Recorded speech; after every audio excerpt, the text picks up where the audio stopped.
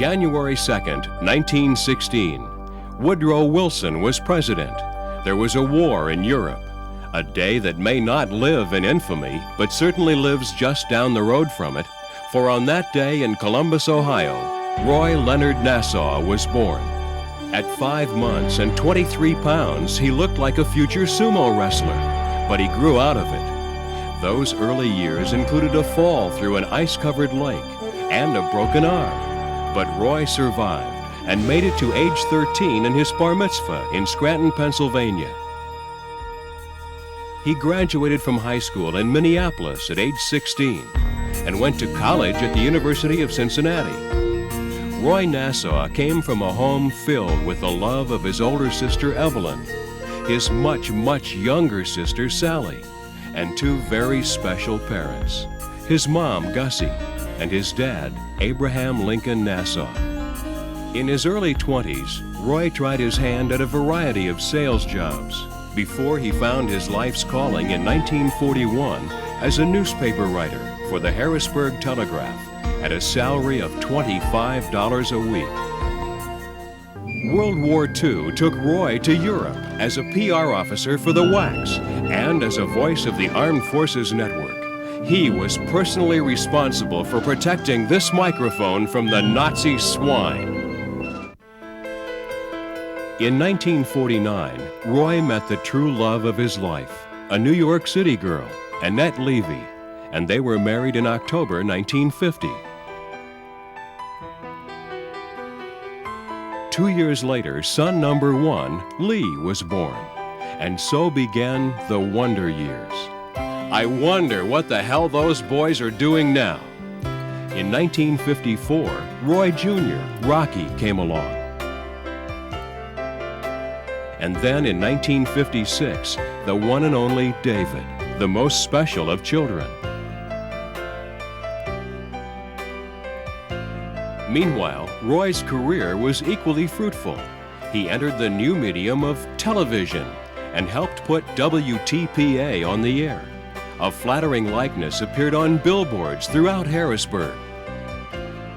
His glib style made him a sought-after speaker, and he was eventually able to give up his part-time job at the Ov Shalom Dairy Queen.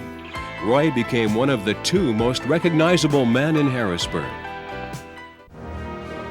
In the mid-1950s, Roy's abilities found an outlet in state government, in the administration of Governor George Leader. Roy had the opportunity to work with judges and presidential candidates, and even a president. Notice their mouths are all open.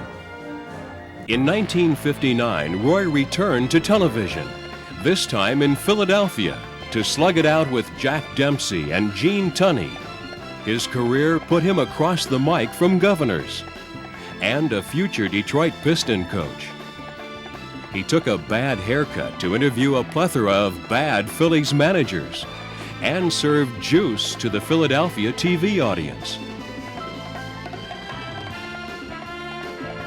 And every New Year's Eve for almost a decade, he went to bed early, only to arise at 3 a.m. and become the television voice of the Mummers Parade.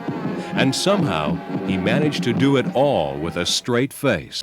The Joggers Brigade of Oregon was the 6th place winner in the parade with their presentation of the Watusis. Now, the basic black velveteen was set off by zebra skin and jewel collars. I spotted their presentation, the elevation of their tribal chieftain, Captain Joe Walters, to a height of 15 feet through the magic of wild frenzy dances, not to mention a hydraulic lift. A newcomer to Israel finds the war difficult to assimilate. It has become as much a part of Israeli life as the quick Mediterranean sunsets. From the ridiculous to the sublime, Roy was nothing if not versatile, as he demonstrated with his documentary work and this 1971 trip to Israel.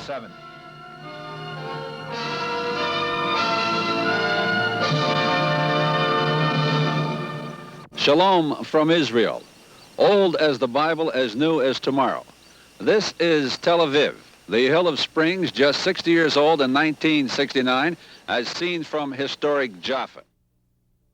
In 1972, it was back to state government as press secretary to Governor Milton Schaap.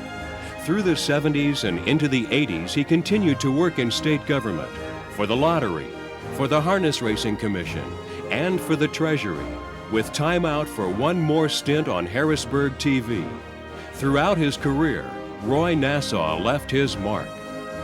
Hi, Roy. How you doing? Happy 75th anniversary. 75th birthday, I should say. Can't believe that it's your 75th already. I'm having, about 2 weeks after that, I'm going to have my 73rd. I don't think anybody was older than I was, but it makes me feel kind of good that you're at least a little bit older than I am. And we were talking about age the other day, Mary Jane and I asked her if anything happened to me, would she remarry? And she said, yeah, she thought she probably would. And I said, well, would you give the new husband my car? She said, well, I might depend, how soon I remarried. Maybe I would. And I said, well, would you give him my clothes? No, she said, I don't think I'd give him your clothes. She said, I think I'd give that to maybe either Goodwill Industries or the Salvation Army. And then I said, well, would you give him my golf clubs? And she said, no. She said, he's left-handed. You just got to watch yourself, Roy. You never can be quite sure with these women, can you? But seriously, you have a wonderful family. I'm sure that Lee and Rocky and David and Annette are all by your side, as well as there's the spouses of your children and your grandchildren. It's got to be a very happy day, and you surely deserve it.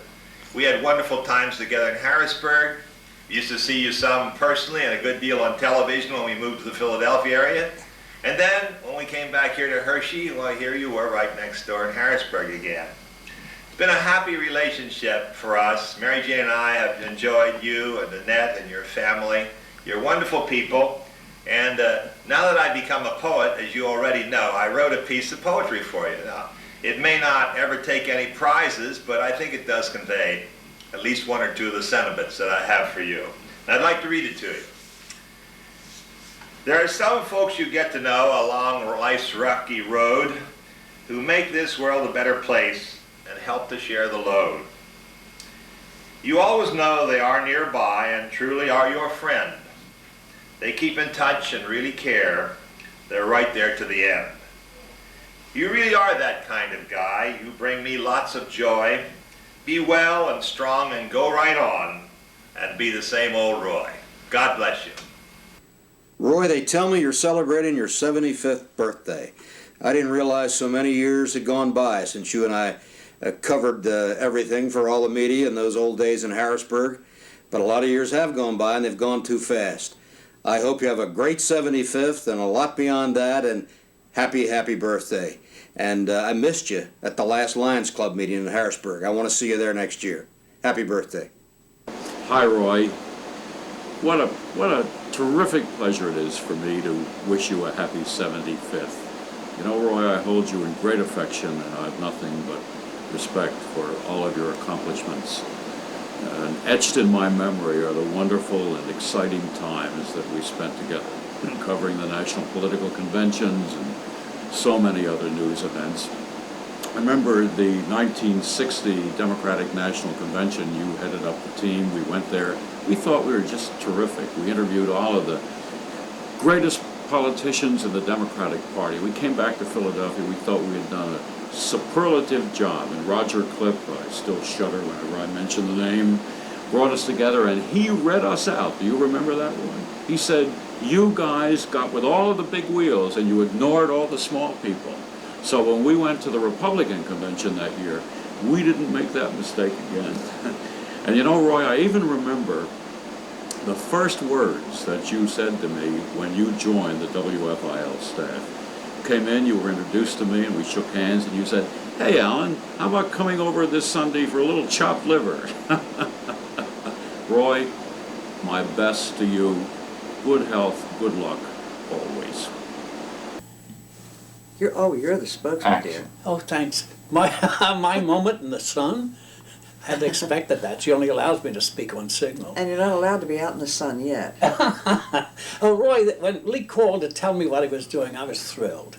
The opportunity to say hello and congratulations on your birthday, and everything goes with that is not only a duty, it's a great, great personal pleasure, because after all, we were not associates, we were friends.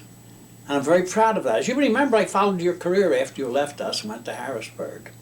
And Leah's told me you talked to Alan Stone, who told me about your episode with Clip when you came back, forgetting to get any of the little names. The big ones. Oh, there was the little ones, wasn't it? Yeah, well, see there, she hasn't changed a bit. She's still contradicting me. I've persuaded her that I'm never wrong. I haven't succeeded, but I'm trying.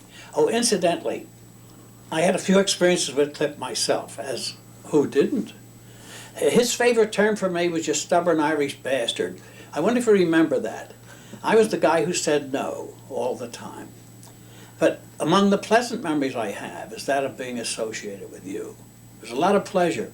We did a lot of things together, and I'm proud of every one of them. Florence, you're on. Roy, happy birthday. I could say it more elaborately, but I couldn't say it more truly. Cheers. Salute. And much love. Happy birthday, Roy. Your son Lee tells me that you're having a birthday. You're 75 years young. I remember many of my contacts with you as a news guy. I remember you were at WFIL. I remember you worked for some politicians. Your last job, I think, was with Bud Dwyer. You're a great guy. You were a fair news person. Always treated me fairly. And I wish you well. I wish you the best, Roy. If you're ever in Philly, look me up. We're involved now in a political campaign. We're going to win this one, Roy. And if you need a job after I win, you're hired. So look, you invited me to your 50th and I showed up. I'm doing this for your 75th. Let's make a pact now. Where do you want me to be for your 100th? Is that all right? 75. You know, you don't celebrate 75. You kind of enjoy it, admire it, and just hope it keeps going on and on and on. The best to you, forever and ever. You're one of the nice people. Roy, happy birthday from myself and Toby. We really feel privileged to be asked to be part of this surprise celebration, and we have some very, very warm memories. I've often felt, I had been told a long time ago and still believe it, that there's nothing more important than the people that you meet and work with throughout your career in terms of how they affect you and in terms of what's most important. And when I think of the many people that I've had a good opportunity to work with over the years, one of the most important and one of the memories that I have that I'm most fond about is working with you. And I remember very vividly and still do the excitement you have about the news, which you've never lost. And I am sure, based on what I hear, that that excitement and enthusiasm is still there in your letter writing efforts and others today. But I also remember the civility and the integrity and the warmth that went along with all that. It always has meant a lot to me. It's been a bit of a touchstone, though I may never have told you that before. And so I hold that in special regard, and then a special memory because it was with you that I covered my first political conventions. They were memorable ones of 1960. We'll never forget them, and we'll never forget my years in Philadelphia and my association with you. So again, a very, very happy birthday.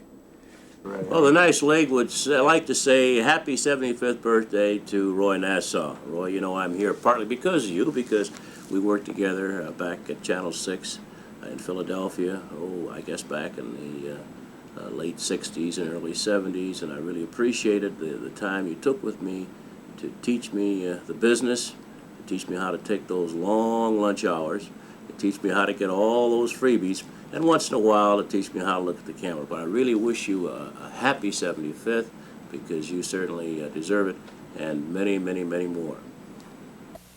This is a letter from Lee Nassau. Roy, your son wrote me to say, did I remember you from WFIL days in the 50s and 60s? I mean, do I remember you?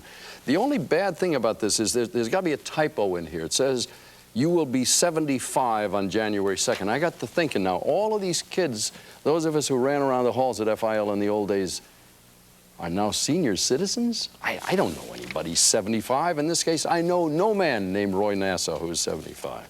I can't believe it. Roy, I hope you have a great birthday. See you soon. Happy birthday. Hi, Roy. I am absolutely amazed at the brilliance you've passed on to your son, Lee. He's made my whole week, and I want to tell you that I wish you the happiest of birthdays, and when I grow up, I want to be just like you. That was good, John. Can you do it once more with a little more feeling for me, please? Thank you. So, the question, what is the measure of a man? Is it the riches he accumulates? The places he travels? The things he does? It is all of those. But perhaps most of all, we must measure our lives by the people we touch. Family, friends, peers, and even strangers. Since 1916, Roy Nassau has touched more people than he can ever realize. He has let them share in his warmth and caring, enjoy his humor, and know his unbounded love. And so, from those of us fortunate enough to have somehow been touched by Roy Nassau, we wish him a happy 75th birthday, and for our sake, many, many more. Happy birthday, Roy.